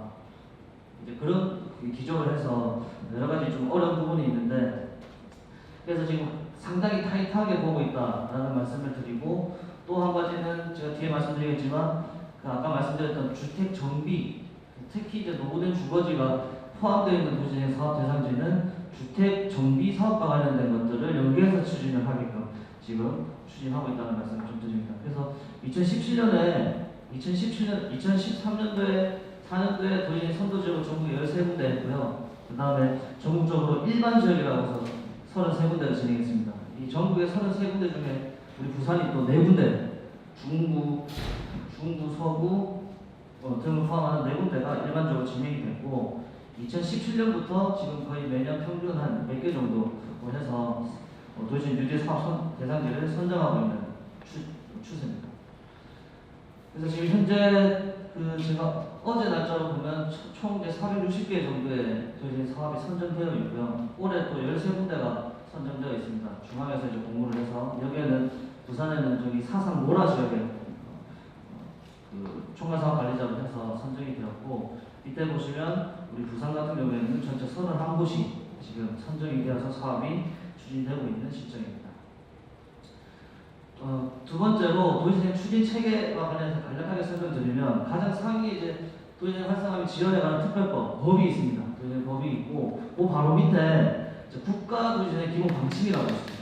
국가 도시재생 기본 방침이라는 게 있고, 이것은 사실은 국가의 도시재생 전략이라고 보시면 되고, 이 국가 도시재생 기본 방침의 중요한 내용들은 거의 다 나와 있습니다. 거의 다 나와 있고, 이 국가 도시재생 기본 방침을 기본으로 한 이제 그 도시재생 전략계획을 수립하게 되어 있고, 전략계획에서는 가장 중요한 것이 도시재생 활성화 지역을 지정하는 것입니다. 그렇게 봐주시면 될 것 같고요. 그렇게 지정된 도시재생 활성화 지역을 대상으로 해서 도시재생 활성화 계획을 수립하고, 그 계획을 기반으로 해서 도시재생 규제 사업을 실행한다고 보시면 좋을 것 같습니다. 이번에 이제 도시재생 법이 이제 구성되어 있는 내용이고요. 이 법에는 이제 도시재생 추진 체계, 그다음에 전략계획 활성화 계획, 그리고 현재 법이 개정되면서 만들어진 그 특별재생지역, 혁신지구 인정사업, 이런 것과 관련된 내용들이 이제 법상에 이제 추가가 되어 있고요. 아까 말씀드렸던 국가도시재생 기본 방침은 한 30페이지 정도 되는데요. 국가에서 중요하게 생각하는 중요한 원칙과 철학들이 다 담겨 있습니다. 여기에 보면 도시재생의 우리 국가도시재생의 비전을 경쟁력 있는 도시를 만드는 것이라고 하고 있습니다. 그래서 아까 의원님들도 말씀해 주셨는데, 각 대상지마다 특성이 다 다르고 여건이 다르잖아요. 이제 그것을 이제 그 지역을 재생할 때 그 지역이 가지고 있는 걸 잘 활용해서 그 지역만이 가질 수 있는 경쟁력을 확보하는 것, 그것이 중요하다라는 것을 이제 국가도시재생 기본 방침에서 다루고 있고, 그걸 달성하기 위한 목표들도 제시를 하고 있습니다. 그리고 당연히 이제 도시재생 사업을 진행할 때 주체별 역할들도 큰 틀에서는 제시를 하고 있거든요. 그래서 이걸 다 읽어볼 필요는 없지만 주민의 역할만 참 간단하게 보면 이렇게 되어 있습니다. 주민은 도시재생 계획 수립 과정에 지역 자원을 새롭게 발굴하고 아이디어를 제안하는 게 되어 있어요. 그리고 사업 시행과 이후 운영 유지 관리 단계에서 적극적으로 참여한다. 이렇게 되어 있어요. 그래서 국가기본방침에서는 이렇게 큰 틀이 제시되어 있고 세부 이제 사업 시행 가이드라인에 가보면 조금 더 자세하게 나와 있거든요. 이것도 국가도시 그 종합 포털 체계에 가면 세부 내용을 보실 수 있습니다.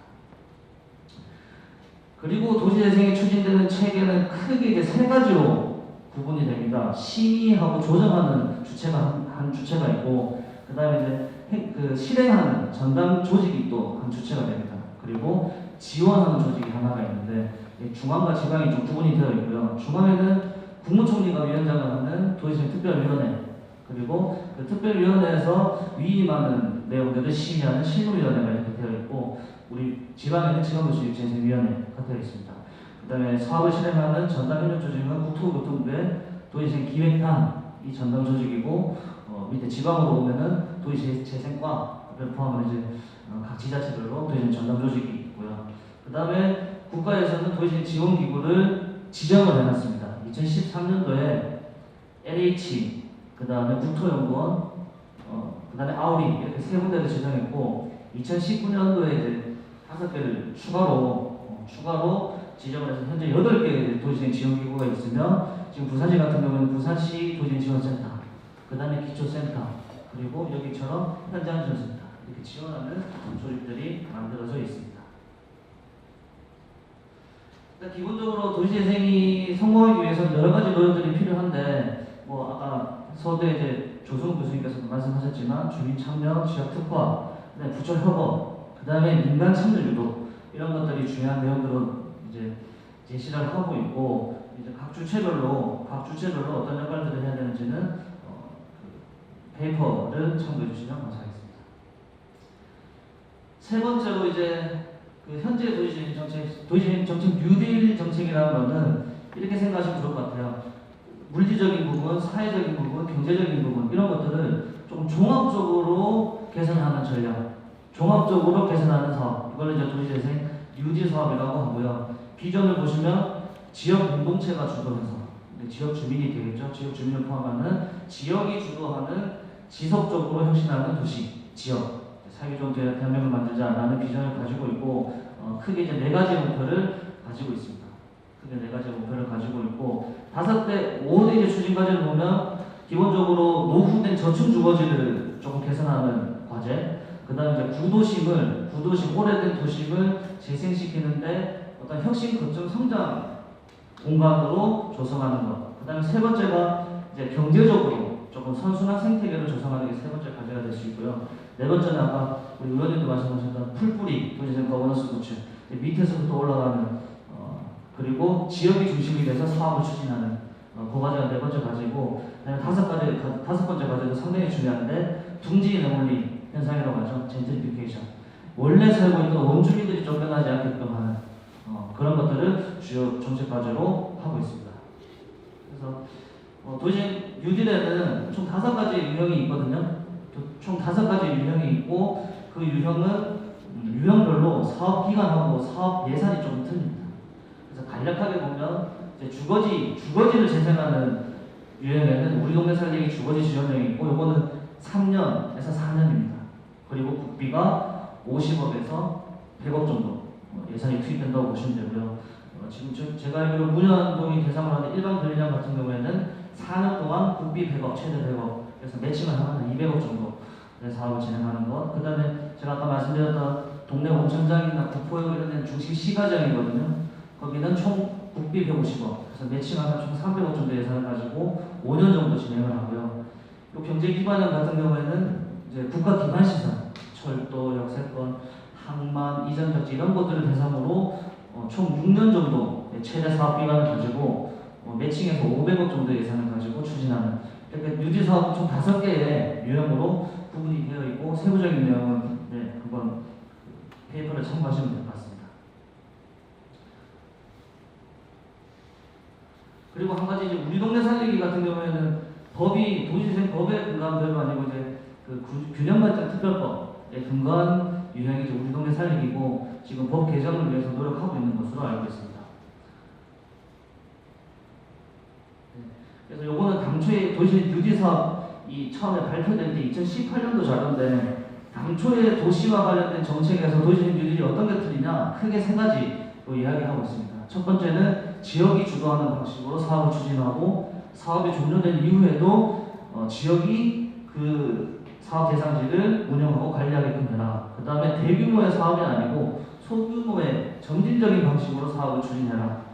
그리고 그 전제 조건은 5년 동안 매년 10조 원의 예산을 가지고 한 100군데 정도를 선정해서 지원하겠다라고 얘기를 했고 거의 지금은 정량적인 부분은 거의 제가 알기로는 달성을 하고 있는데 정성적인 부분이 달성을 못하고 있어요.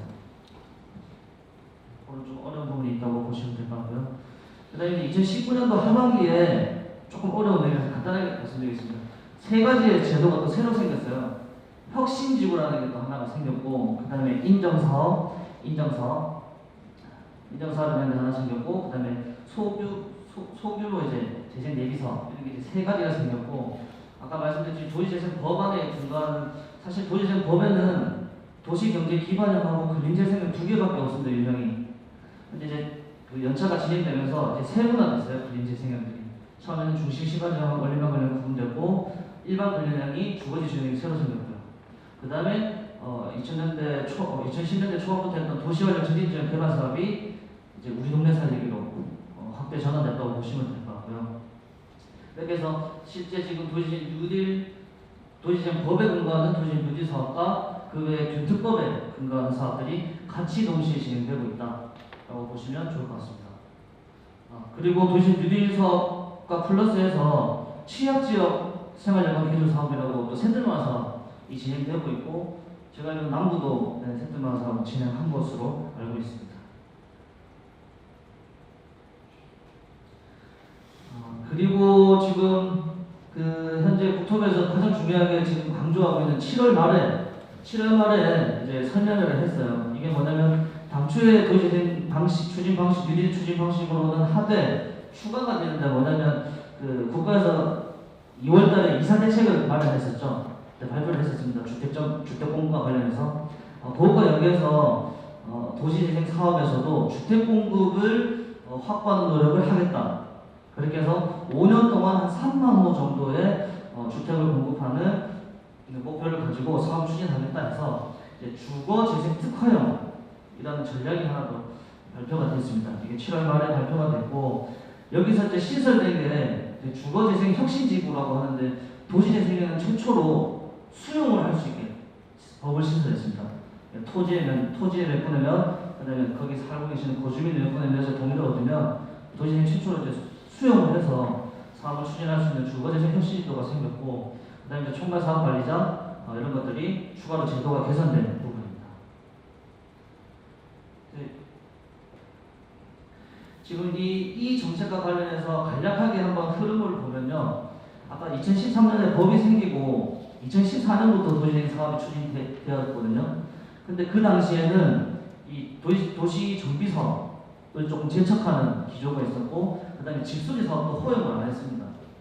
집수리 사업도 원칙적으로 불허하는 기조를 가지고 있었어요. 국가에서.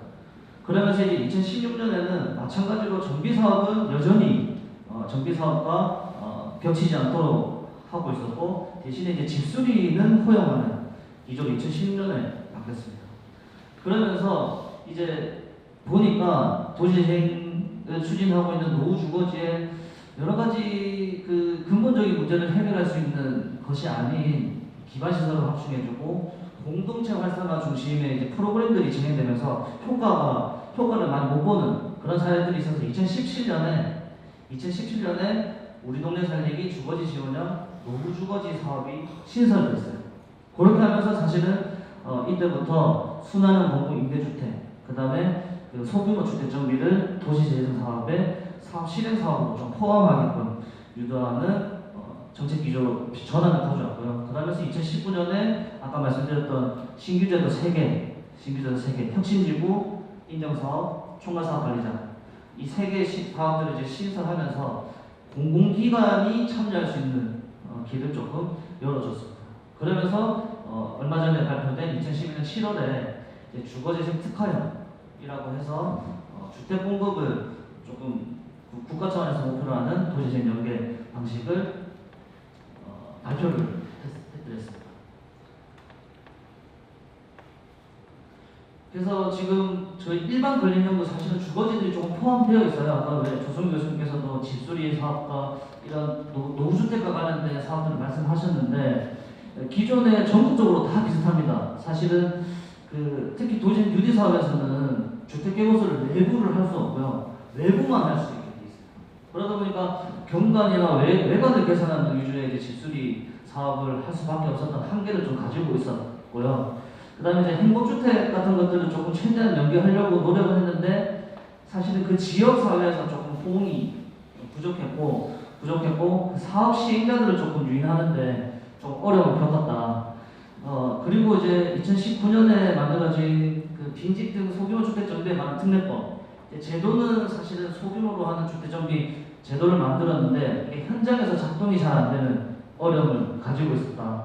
그 다음에 마지막 문제는 공공에서는 이제 추진을 하는데 사실은 이 도시의 유리 사업의 중요한 원칙 중에 하나가 모든 걸 해결하는 사업이 아니고요. 도시의 유리 사업은 사실은 마중물 사업이거든요.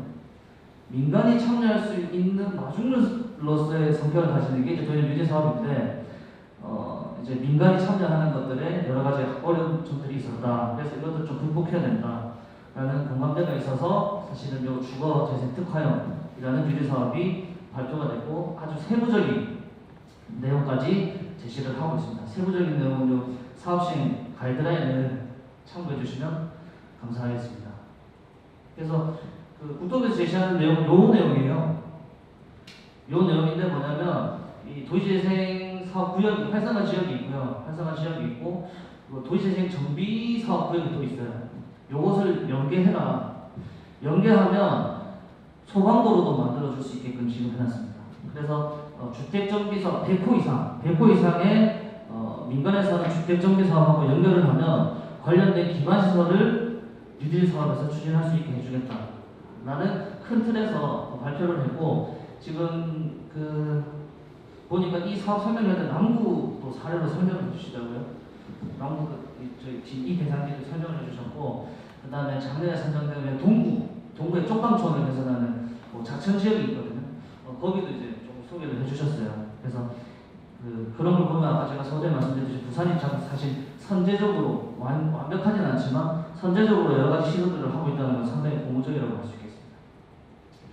마지막으로 부산 우리 도시재생 현황에 관련하게 한번 설명을 드리면요. 이게 부산시 도시재생 종합관리 시스템에 나와 있는 지금 현재 아까 31곳 도시재생 사업이 추진되고 있는 부산시 현황입니다. 지금 남구는 2군데 하고 계시고 또 한 군데는 새로 준비하고 계신 걸로 알고 있고요.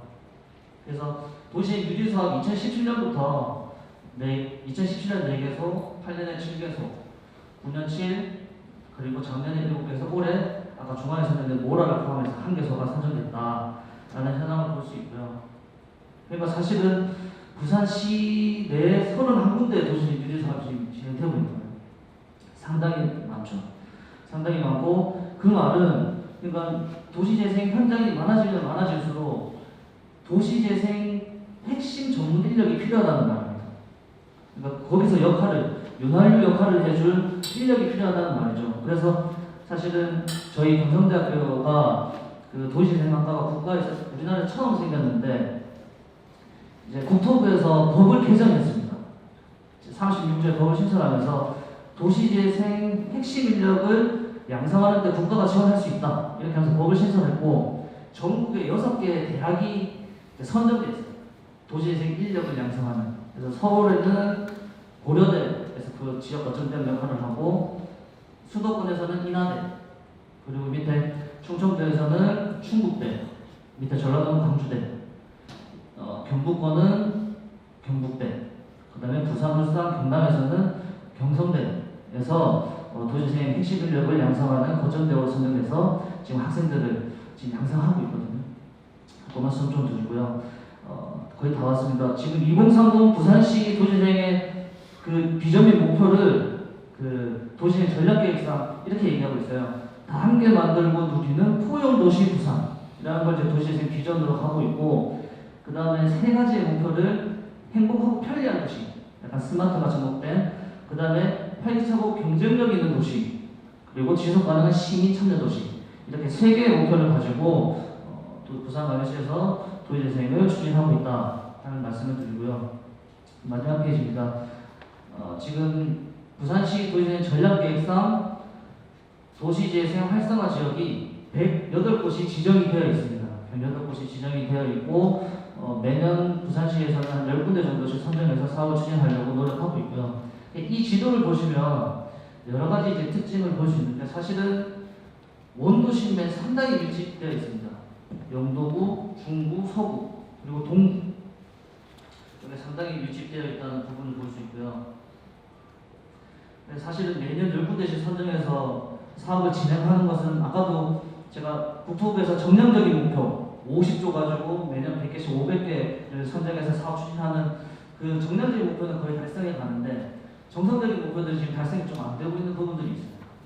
도시재생 사업 여러 가지 특성상 기간 내에 사업이 잘 진행되지 않는다는 점, 그리고 여건들이 변화하면서 이 사업 계획을 변경하면서 추진해야 된다는 점, 이런 것들이 되게 어려운 점이고요. 이거는 전국적으로 공통입니다. 그래서 앞으로 남부에서 새로 준비하고 계신 계획이나 이런 내용들은 그 이제 계획을 수립하실 때 조금 차근차근히 시간 좀 오래 걸리더라도 실현 가능한 계획을 수립하는 게 상당히 중요하다. 그래야지 뒤에 그 발생되는 기회 비용들을 좀 줄일 수 있더라고요. 그래서 그런 것들이 조금 염두가 되면 좋겠다는 말씀을 드리면서 오늘 강의 마치도록 하겠습니다.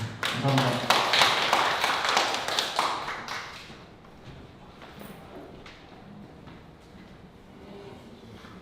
오늘 시간이 조금 빠듯했는데도 불구하고 좋은 강의 해주신 교수님께 다시 한번 박수 부탁드리겠습니다.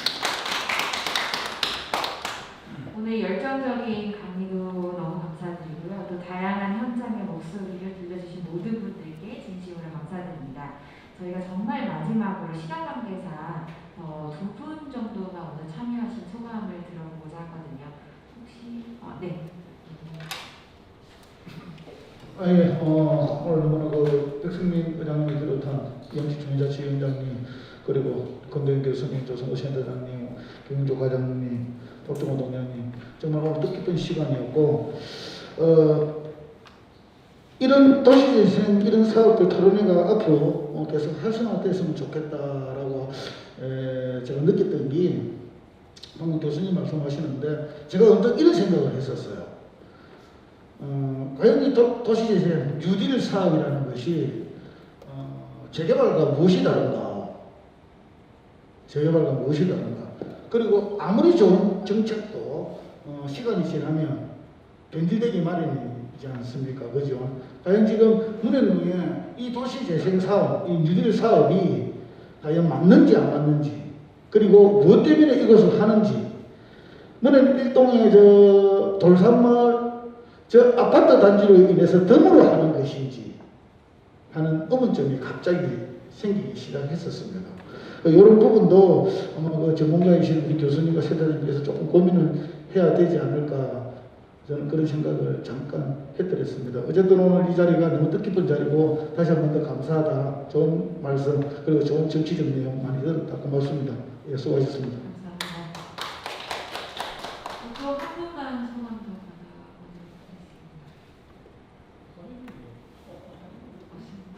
시간은 진행하도록 하겠습니다.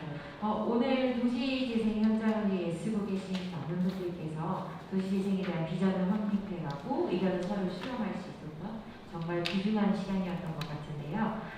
문현동 도시재생대학, 도시를 즐기는 새로운 방법 시민대학에 참석해 주셔서 너무 감사드리고요. 오늘 장시간 참여해 주시면 너무 감사드리고 다음 기회에 또 만나뵙도록 하겠습니다. 나가시는 길에 보면 저희가 코로나 때문에 가발을 갖다 들고 가실 수 있게 준비했습니다. 안전하게 건강 위해서 들어가시면 되겠습니다. 감사합니다.